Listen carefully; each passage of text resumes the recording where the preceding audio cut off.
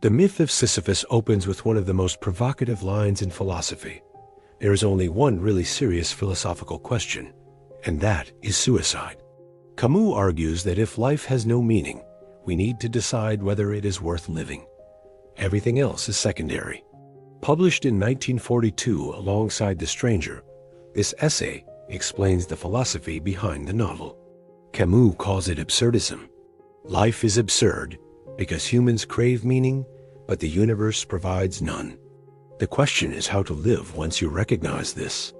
If you are interested in philosophy that confronts the hardest questions about existence, subscribe to SnapOldWisdom. We break down the books that force you to think. Subscribe now and let us get into why Camus thinks the absurd is liberating. Camus defines the absurd as the confrontation between human need for meaning and the universe's silence. We ask why we exist. The universe does not answer.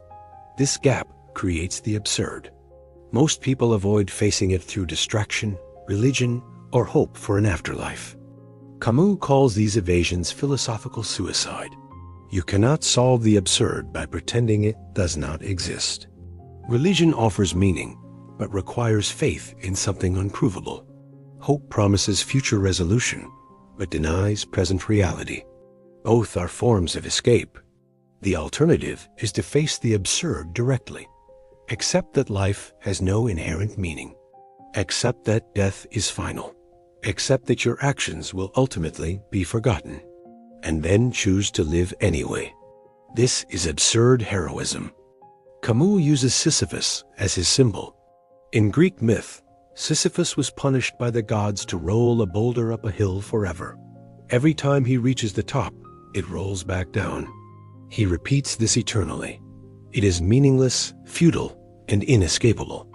Camus says we must imagine Sisyphus happy, not because the task has meaning, but because Sisyphus has accepted the absurd. He knows the boulder will roll down. He pushes it anyway. His happiness comes from embracing his fate, not denying it. This is the core insight. Freedom does not come from escaping the absurd. It comes from accepting it. When you stop waiting for the universe to give you meaning, you are free to create your own. The absurd hero lives fully without illusions. Camus describes three characteristics of the absurd life: revolt, freedom, and passion. Revolt means refusing to accept false hope. Freedom means acting without waiting for cosmic justification. Passion means living intensely in the present moment. He gives examples of absurd heroes. Don Juan, who pursues love knowing it is temporary. The actor, who lives many lives knowing none are real. The conqueror, who acts knowing his victories are meaningless. Each embraces the absurd in their own way. The essay is also a response to existentialists like Kierkegaard and Sartre. Kierkegaard said you must take a leap of faith to escape despair. Camus rejects this. The leap of faith is philosophical suicide. It abandons reason for comfort. Sartre said existence precedes essence, meaning you create your own meaning. Camus agrees partially, but goes further. He says even self-created meaning is ultimately arbitrary. The point is not to find meaning, but to live without needing it. Camus distinguishes between the absurd and nihilism. Nihilists say nothing matters, so do whatever you want. Camus says nothing matters cosmically, but that does not justify cruelty or indifference. You still create values through your choices. The absurd does not lead to moral relativism. It leads to responsibility. Without cosmic rules, you are responsible for your actions. You cannot blame God, fate, or nature. You chose, and you own the consequences. Camus connects this to politics. If there is no cosmic meaning, every ideology claiming absolute truth is lying. Communism, fascism, theocracy, all promise meaning through collective submission. Absurdism rejects this. No system can justify sacrificing individuals for abstract goals. This is why Camus opposed totalitarianism on both left and right. He was a socialist, but rejected Soviet communism. He supported Algerian independence, but criticized revolutionary violence. The absurd demands intellectual honesty. not ideological purity. The essay has been criticized for being too individualistic. Critics say it ignores structural oppression and collective struggle. If everyone is Sisyphus, what about people denied even the freedom to push their own boulder? Camus later addressed this in The Rebel, arguing for solidarity without illusion. You can fight injustice without believing in utopia. You can act morally without cosmic justification. The absurd does not prevent political engagement. It grounds it in reality. Here is what you do with this essay. First, stop waiting for external validation. If the universe does not care, approval from others means nothing cosmically. This does not mean ignore people. It means your worth is not determined by their judgment. Second, reject false hope. Hope is often just procrastination disguised as virtue. Hoping things will improve keeps you from acting now. The absurd hero does not hope. He acts. Third, find joy in repetition. Most of life is routine. Work, meals, sleep, repeat. If you need novelty to feel alive, you will be miserable. Sisyphus finds happiness in the boulder. You can find it in your routines. The essay is dense and philosophical, but readable. Camus writes clearly without jargon. He uses concrete examples and images. The boulder, the actor, Don Juan, these make abstract ideas tangible.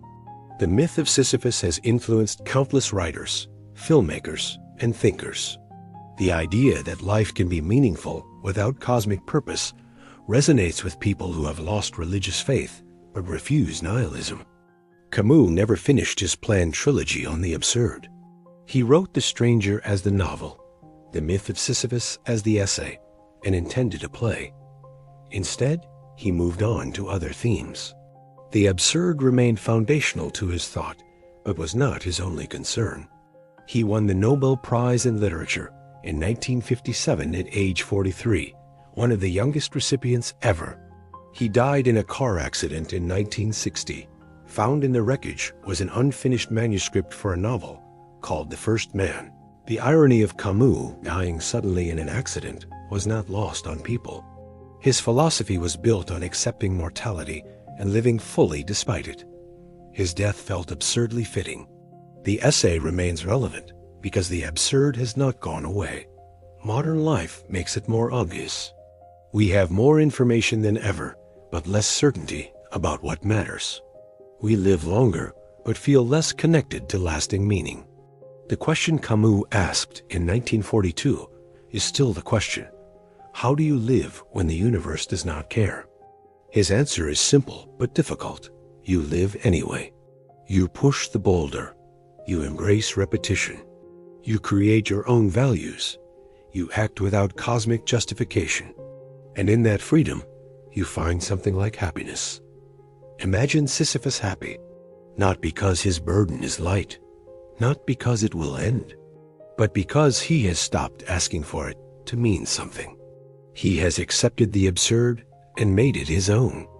The boulder will roll down. You will push it again.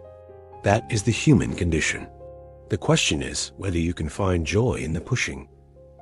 Camus says yes. The struggle itself is enough.